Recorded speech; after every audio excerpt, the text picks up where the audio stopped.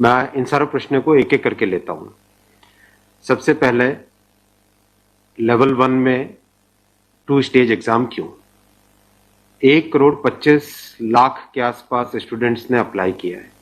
इतनी बड़ी संख्या में देश भर में अगर रिक्रूटमेंट करना है तो आपको एक लेवल के एग्जाम से, सिंगल एग्जाम से करना बहुत मुश्किल है। फिर भी हम इसको री एग्जामिन करेंगे। इतनी बड़ी संख्या में 1,25,00,000 कैंडिडेट्स अगर हो तो कैसे उनको एक साथ सेम तरीके से सेम लेवल ऑफ हार्डनेस और क्वेश्चन की ये सब करना अति डिफिकल्ट है। आप सब इस प्रक्रिया से गुजर चुके हो, आप भी समझते होंगे।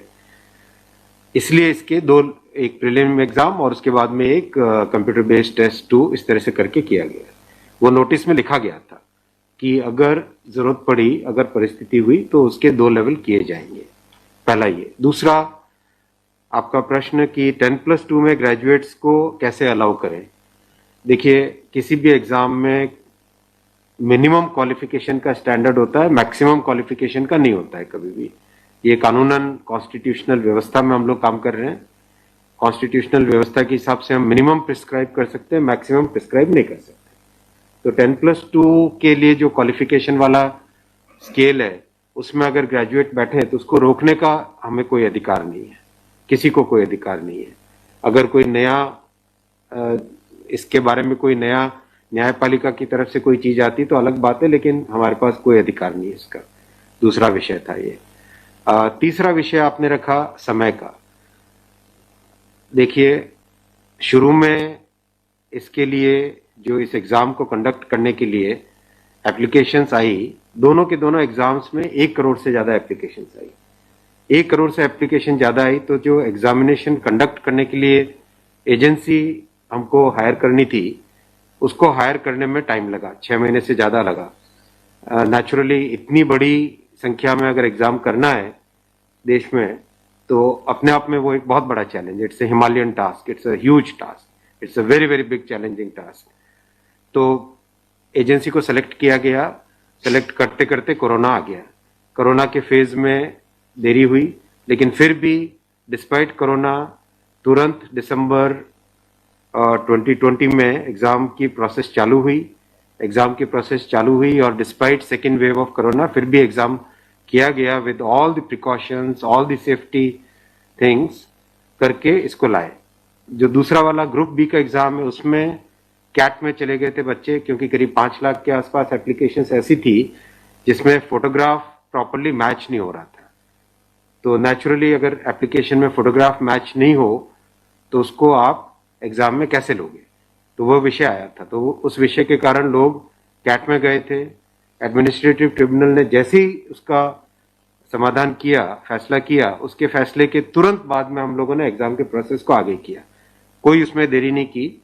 और हमारा, देखिए, हमारी सरकार, प्रधानमंत्री श्री नरेंद्र मोदी जी का इंटेंट हमेशा है कि मैक्सिमाइज करना है रोजगार को। इसीलिए आप देखिए, इतनी बड़ी संख्या में, यानी रेलवे में 1,40,000 टोटल, 1,05,000 ग्रुप डी की कैटेगरी में, लेवल 1 की कैटेगरी में, और लेवल 2 से लेवल 6 की कैटेगरी में 35,000 कैंडिडेट्स वैकेंसीज। 1,40,000 की वैकेंसीज लाना कोई छोटी बात नहीं है, बहुत बड़ी बात है। फिर आपका चौथा पॉइंट आप देखिए, ज्यादा से ज्यादा कैंडिडेट्स को फर्स्ट स्टेज से सेकंड स्टेज में जाने का मौका मिले, इसके लिए 2015 तक हमेशा प्रिलिमिनरी एग्जाम जो होता था, फर्स्ट स्टेज होता था, उससे 10 गुना लिए जाते थे, केवल 10 गुना लिए जाते थे। 2015 के बाद में पहले ही संख्या बढ़ा के 15 गुना कर दी गई, जिससे कि ज्यादा से ज्यादा कैंडिडेट्स को मेन एग्जाम के लिए जाने का मौका मिले। और 2019 में इस संख्या को 20 गुना किया गया ताकि ज्यादा से ज्यादा लोगों को अवसर मिले, ज्यादा से ज्यादा लोग, क्योंकि फर्स्ट स्टेज जो प्रिलिमिनरी एग्जाम इतना बड़ा नंबर है कि उस नंबर में हो सकता है कुछ बाय चांस उस दिन तबीयत ठीक नहीं हो, कोई दूसरा कारण हो, समय पे पहुंच नहीं पाए, कोई भी कारण से मिस कर गया, तो मैक्सिमम लोगों को हमें चांस देने का इंटेंट है। इसी इंटेंट के कारण 20 गुना किया गया। जो 10 गुना था 2015 से पहले, उसको 20 गुना किया गया 2019 में। तो ये प्रो स्टूडेंट्स, प्रो कैंडिडेट्स वाली अप्रोच है हमारी।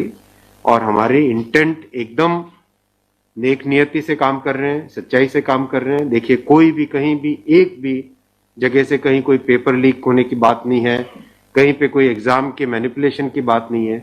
जो आज सिर्फ मुद्दा है, मुद्दा सिर्फ इतना है कि शॉर्टलिस्ट कैंडिडेट्स कितने किए जाए, यही मुद्दा है। इस मुद्दे को सॉल्व करेंगे, इसको भी हम बहुत सेंसिटिवली सॉल्व करेंगे। हमारे लिए छात्र हमारे साथी हैं, हमारे भाई हैं, हमारी बहनें जो एग्जाम दे रहे हैं, तो हमारे लिए बहुत इंपॉर्टेंट है। हम इसको बहुत सेंसिटिवली हैंडल करेंगे। तस्वीर और दिखाई पड़ी बच्चों पर लाठीचार्ज, कल रात को आपने देखा, अगर तस्वीरें दिखाई हो हॉस्टल में घुस। मैं आपको इतना बताना चाहूंगा कि जो लोग किसी भी अपनी खुद की संपत्ति को अगर जलाते हैं, खुद की संपत्ति पे अगर अटैक करते हैं, उसको डिस्ट्रॉय करने की कोशिश करते हैं, तो उसमें जो प्रक्रिया पुलिस की होती है वो होनी, अगर हुई है, मेरी बात आप इसमें स्पष्ट रखिए कि मैं छात्रों को कह रहा हूं कि आपकी संपत्ति है, आप अपनी संपत्ति को जलाने के लिए क्यों बाहर निकले।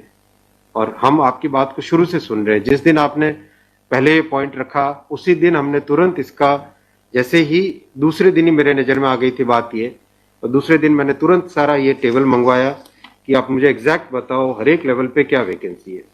और हर एक लेवल पे एग्जैक्ट, जैसे लेवल 2 पे 5663, उसकी जगह 1,13,000, कितने गुने? 20 गुने। लेवल 3 पे 4,940, उसके अगेंस्ट कितने शॉर्टलिस्टेड? 98,833, 20 गुने। तो जो नोटिस के अंदर प्रक्रिया एग्जैक्टली उसके हिसाब से किया है हर एक पे, level 2, level 3, level 4, level 5, level 6, हर एक पे एग्जैक्टली 20 टाइम्स किया गया है। इश्यू वो नहीं, इश्यू डुप्लीकेट नहीं, इश्यू यूनिक वाली बात आ गई। अब वो मुद्दा उनका है, क्योंकि इसलिए मुद्दा आ रहा है कि जिन लोगों ने तैयारी कर ली है उनको लगता है कि हमें एक बार और चांस मिल जाए, इसीलिए हम इसको बहुत सेंसिटिवली हैंडल करेंगे।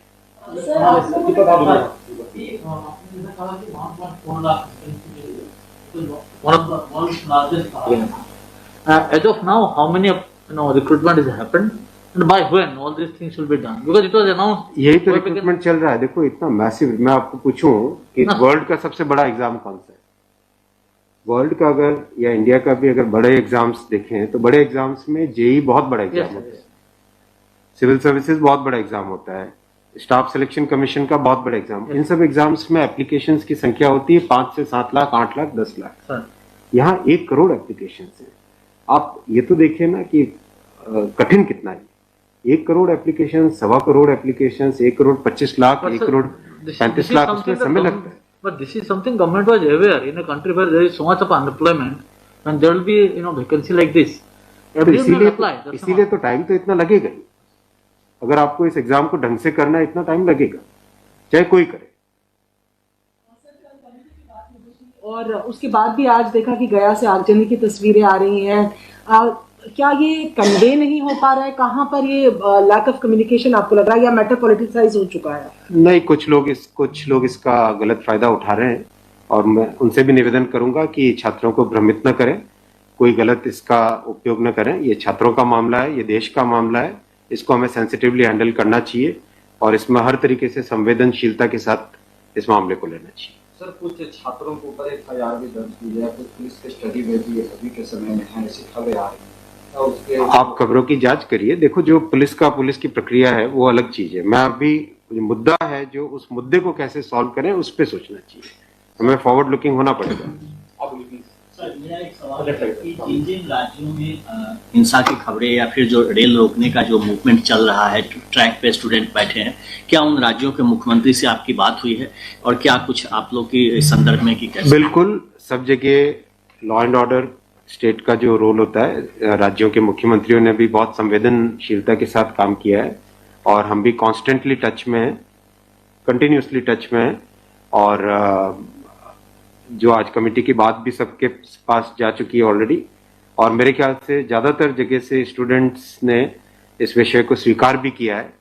और मैं अभी भी रिक्वेस्ट करूंगा एक बार फिर सारे स्टूडेंट बंधुओं को, छात्रों को, कैंडिडेट्स को, कि आप प्लीज अपनी ग्रीवेंसेस को, अपने पॉइंट को, अपने कंसर्न को, अपने विषय को, अपने मुद्दे को फॉर्मली रखिए।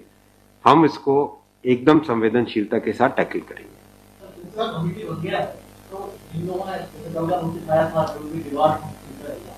Will that also be considered, because they did not know that this is going to happen? नहीं, देखो, कमिटी एक बहुत ही सीनियर ऑफिसर्स की है और ये कमेटी हर चीज को, जितने भी मुद्दे इसमें आएंगे और हर एक मुद्दे को जल्दी से जल्दी, इसमें कमेटी का टाइम लिमिट भी दिया। कितना टाइम दिया हमने? टाइम लिमिट टोटल 4 मार्च तक। जो कमेटी की रिपोर्ट आने का क्या मतलब, जल्दी से जल्दी हमारा एम है कि इस मुद्दे को बिल्कुल भी डिले न करके जल्दी से जल्दी सॉल्व करें। 16/2 तक सारे के सारे कैंडिडेट्स अपने कंसर्न सबमिट कर सकते हैं। 3 वीक्स टाइम दिया। I think that's a reasonable time. इससे ज्यादा टाइम देने की जरूरत नहीं है। और कमिटी अपना सारे कंसर्न्स को एग्जामिन करके रिकमेंडेशंस देने का टाइम 4 मार्च दिया गया। तो कोशिश करेंगे उससे पहले पहले अगर हो जाए, 4 मार्च से भी पहले अगर हो जाए। डिपेंड करेगा कि कितने रिप्रेजेंटेशंस आते हैं, और मोटे मोटे मुद्दे तो अभी आ चुके हैं पब्लिक में सबके, इसलिए मुझे नहीं लगता है कि इसमें बहुत ज्यादा टाइम लगेगा। एक तो आप कह रहे हैं कि जो मुद्दे हैं वो आपकी नॉलेज में आ गया है, मोटा मोटी सही आ गया है।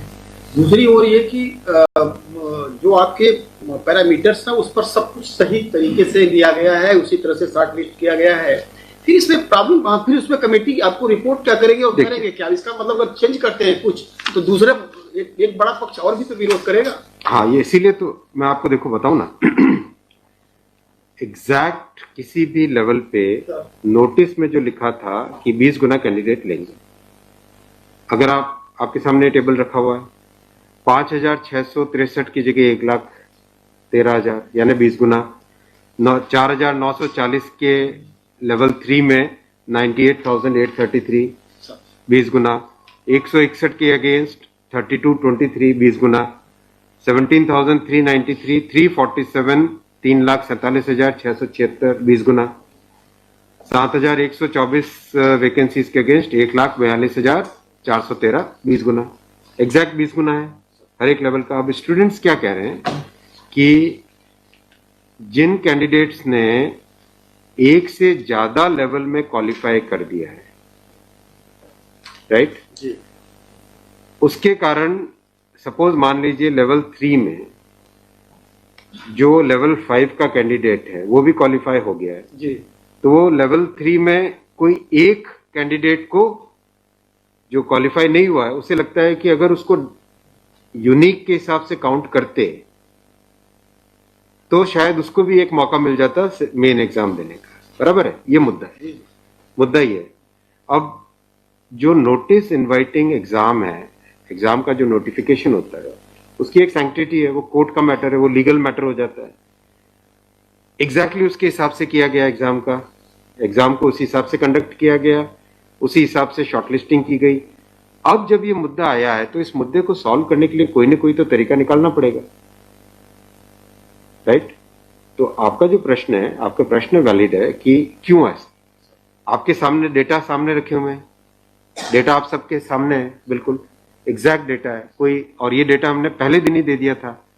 जो टर्म कंडीशंस ऑलरेडी जब पब्लिसाइज किया जाता है, कोई पोस्ट होती है तो उसके लिए टर्म कंडीशंस ऑलरेडी पहले से घोषित होता है, उसके आधार पर ही ये सब कुछ किया गया होगा। हाँ बिल्कुल। फिर ये कमेटी, या आपको कुछ रास्ता आप नहीं दिख रहा है क्या? ये जो कमेटी रिपोर्ट देगी क्या उसके अगेंस्ट देगी जो आपके टर्म कंडीशंस पहले वाले थे? बात वही है ना कि आपकी बात, तो फिर लोग कोर्ट जाएंगे। हाँ, बात वही होगा जो नहीं, अपने को तरीका ऐसा सॉल्व करना पड़ेगा, कोई तो ऐसा तरीका निकालना पड़ेगा जिससे कि जो लोग शॉर्टलिस्ट हुए हैं उनका भी करियर इफेक्ट ना हो, उनके प्रोस्पेक्ट्स भी कमजोर ना हो, और जो लोगों की ग्रीवेंस है उस ग्रीवेंस को तो एड्रेस करना पड़ेगा ना। छात्रों का मुद्दा है और लोगों ने अगर ग्रीवेंस रेज की है तो हमारी ड्यूटी है कि उसको हमें एड्रेस तो करना पड़ेगा ना। लेकिन आप देख रहे हैं आपके सामने ये टेबल है, एग्जैक्ट हर एक लेवल पे 20 टाइम्स है एग्जैक्ट। ये आप टेबल आप सब लोग देख लीजिए। और ये हमने जैसे ही शॉर्टलिस्टिंग हुई, कुछ लोगों ने मुद्दा उठाया, तुरंत मैंने आरआरबीज को क्लियर बोला था कि ये एग्जाम हमारी तरफ से एकदम ट्रांसपेरेंटली होना चाहिए और हर जगह एग्जैक्ट ये सब नंबर्स रखे गए। एक सवाल अगर आपके धन्यवाद। ठीक है, थैंक यू सो मच।